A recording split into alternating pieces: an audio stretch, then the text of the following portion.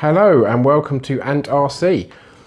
This is a kind of, well, a very long update of the SCX10. The last time I filmed it, I believe I was just unboxing it, or I was just unboxing it. So you can see now it's finished and a very messy work table here.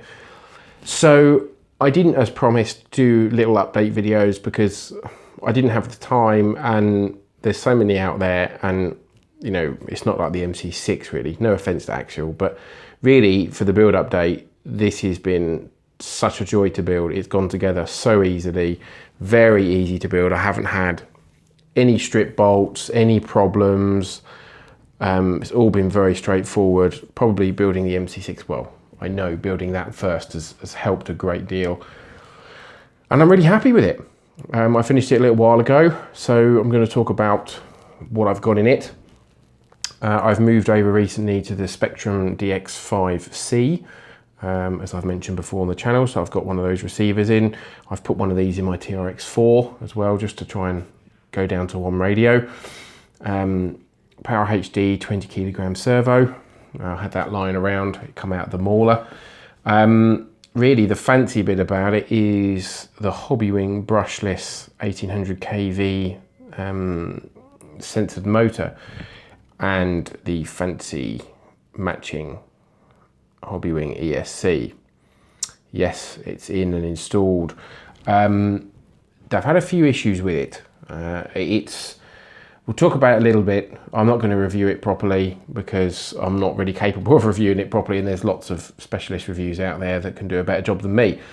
But my experience of it, this has got the ability so that when you are crawling with a gentle throttle, like that for example, if you go up a hill, come to an obstacle like a tree root or something like that, or a slight incline, normally on a RC model, especially a crawler, you'd give it a little tiny bit more power. Well, this senses the change in wheel speed and the resistance, and it then adds power for you without you needing to do anything. So a bit of a cheat really. I have played with it and I quite like it. It's really good. I've only played with it indoors, haven't taken it out yet, although these wheels do look messy, but this was from the recent run to the quarry. So I have been playing with it inside and going over some, you know, some draft excluders, some kind of cushion draft excluders. And what it tends to do, if I've got the video, I will try and put it up in the corner now. It will gently go up over the obstacle and not rapidly change in speed. So you haven't got to be quite as accurate with your throttle. So it's yet to be tested. I don't know what it's going to be like. It's not, as I say, it's not been out yet. But the actual terms of feel, because I've only ever used the Hobbywing Quick Run 1080, which is in the MC6, and obviously I've got the Traxxas ESC in that, which is also very good. But this seems like it's on another level. When you want to try it, when you want to move really slowly, it's really, really good. It's so much feel. The initial takeoff is much better than I've experienced before with anything else. Granted, my experience is quite limited, but yes, I do quite like it. I have got one issue with it though, which is why the clutch cover is off. Now, what's tending to happen is that kind of pulsing.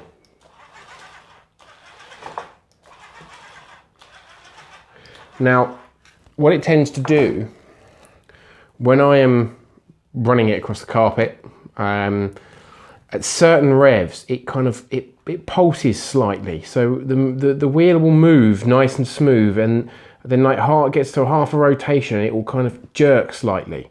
And it doesn't do it at every throttle setting, it just does it at certain points, and it really annoys me because it kind of jerks the truck. It's almost like it kind of hops slightly, so it doesn't move as I like my trucks to move. Now, I've messed around with the motor mesh as well, and how tight the clutch is, this clutch spring, and I'm still messing around with that at the moment, just to see if it makes any difference. I play with all the settings. I might do a firmware update as well, although I only just purchased this recently, so it should be up to date. So it needs some fettling. It needs, I'm not overly 100% impressed yet, but it's inside, there's no body on it. So let's reserve judgment for now, and I will obviously feed back. This is, as I went through, if you didn't see my unboxing, I haven't done any upgrades to it. This is the SCX10.2 raw kit, or raw build as they say. So everything is plastic, apart from the links. And one of the reasons for this truck was that so I could have a better option of body shells, because my TRX4 is an A313 wheelbase. So I will come on to this shortly. I've had some issues with body shells. It's been a bit of a drama, which I'll go into. So stay tuned, because that's quite funny. It's funny now, but it wasn't funny at the time because I've had a bit of a disaster. Anyhow, the purpose of this truck really also is the amazing competition between Andrew and I. It's a test bed as well, because I intend to get some fancy Proline shocks with it for it, running the standard Axial ones at the moment, and just to mess around with it and put bits on and off and test things, different servos and so forth. But Andrew has got metal axles on his 10.2, and I'm not convinced that they're necessarily the best thing to do. So we've got two rigs pretty much the same. So there's going to be on the channel coming up over spring, summer, a lot of competition, a lot of rivalry, a lot of testing. So that should be really good fun. So stay tuned. And this is after I get this sorted out here. Also, we've got an issue with the MC6 and the MC8 that when they go over a crest and they come down a hill, they kind of jerk, where obviously they're 9 kilograms. The 1080 Hobbywing ESC that we've got in them at the moment, it takes them a while to kind of react when you go over a kind of steep incline, whereas this, being this kind of clever throttle control that it does, I haven't tried it, but I've seen videos where you're going along an incline and it drops off quite quickly, that you keep the throttle at one position and it just does a really slow, nice controlled descent for you. Now that I'm quite interested to test, so that should be pretty cool. Okay, so let me do a quick jump cut and we will go on to the body shell disaster. Welcome back, quick jump cut there. So this is the Killerbody Warrior Jeep shell, Army Jeep shell. I bought this shell some time ago for my FJ, well, for the TRX4, because I thought it might fit and it didn't, so I sent it back. And I love this shell, and I was gutted at the time. So this was my first choice. Now, you'll notice there is a big hole in the middle and a big hole in the back, where the back seat should be. I've taken the front seats out as well.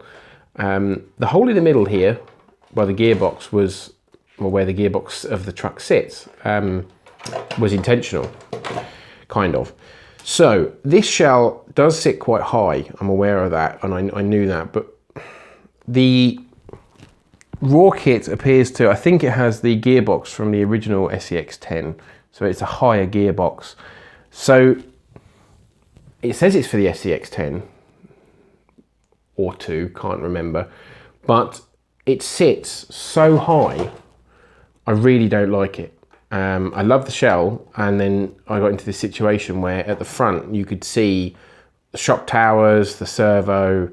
I wanted to get it lower, so Andrew and I had a discussion, and we thought, right, with discussion, am I going to keep the shell or not? Because I can't obviously send it back if it's cut. I'm going to keep it. So I thought, right, I cut a hole in the middle. It's rough at the moment. My intention is obviously to smooth it out and make it better. It's going to be covered with either like a bit of tarp or something like that. Anyway, did that, and it was sitting a bit lower. Fantastic. I was quite happy with that. And in the process, I thought, right, I'm getting tired. I'm going to put this in the garage and come back to it another day. So I wasn't happy with the soldering I'd done on my Hobbywing ESC for the SCX10. So I got the soldering iron out, redid the soldering, tidied it up. Happy. And I have a workbench out in the garage, and the soldering iron was on the side and it was just cooling down. This was on the very top shelf. I've got 2 wooden shelves in the garage, and I put it on the top shelf, and it was on top of a carrier bag. Thought nothing of it. Turn the iron off, come out of the mid garage that's in there, and I shut the door, and there's quite a big vacuum when you shut the door, and I didn't think, and I heard something. I thought, what's that? Didn't think or anything of it.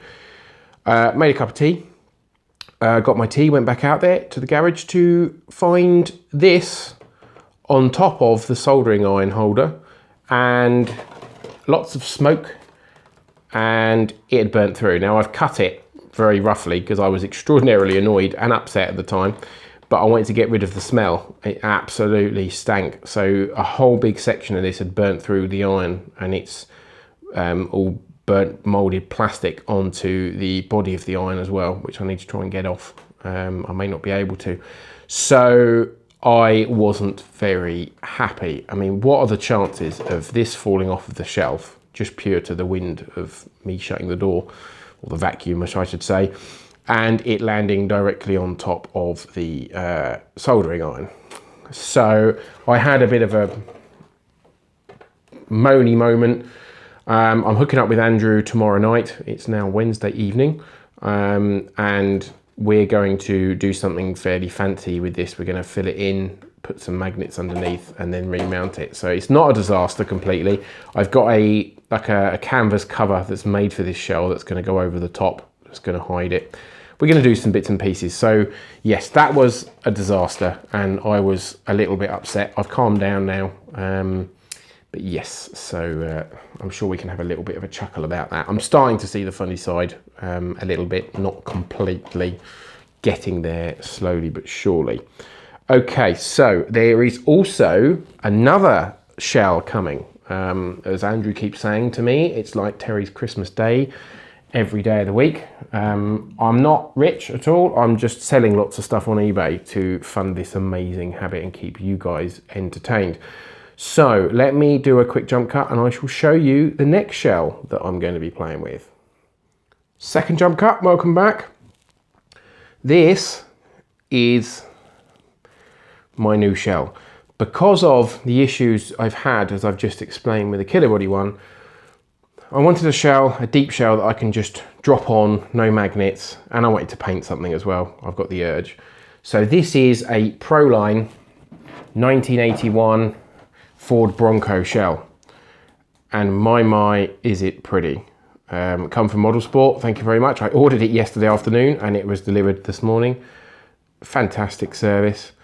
I did think about getting I wanted to get the TRX4 Bronco shell, but it's already got the body post drilled and I don't think they match. So I couldn't, I lost the will to live looking at the body shell. So this was a decision. I've liked this for some time. Very, very, very similar to the TRX4 Bronco. It's just such a cool look, such a cool look. I'm really excited about it. I know it doesn't look much at the moment, but it will do when I'm finished with it. It's going to be quite special. So this is going to be my third shell actually of painting. So it's going to be a simple paint job, which I'll go on to in a moment. I am considering, I'm hoping, because the TRX4 Bronco has a really nice grille and light buckets on the front, I'm hoping that I can put those onto here. I need to do some measuring, go to a local hobby store and find out if they'll fit. Hopefully they will, because I don't like stickers really. I just want it to look a little bit more realistic. So if I can, I will get the Bronco grille on here. And hopefully on the back as well, the Bronco TRX4 has this kind of covering with the rear lights. I reckon they will fit. So I might just order them, and if they don't fit, I'll send them back. What comes with the shell? We have these cool stickers. So some Proline stickers. You've got the rear lights, two different versions of the grille, depending on how you want it to look. Some Ford stickers as well, and door handles. I'm probably going to, like I did with my Power Wagon, I'm going to get some door handle, like plastic ones, and glue them on, put them through the door, and some wipers as well, make it look a little bit more realistic. I have got our good old faithful interior from China. Andrew and I have used these on a number of occasions, and they're really good. I can't do it at the moment. I haven't got one. I've only got one hand free, but this fits in really nicely inside the shell. It's a perfect fit, very little trimming. I have to trim off some of the back, but that will look pretty cool. And colour, well, the big reveal, metallic green, Tamiya metallic green. I think that's going to be awesome. I did my Proline body shell in metallic blue and from Tamiya, and it looked fantastic. And I've got a thing about green. It's a real nice, I real love the colour and metallics. So the body shell is going to be green for most of it, and the roof is going to be white.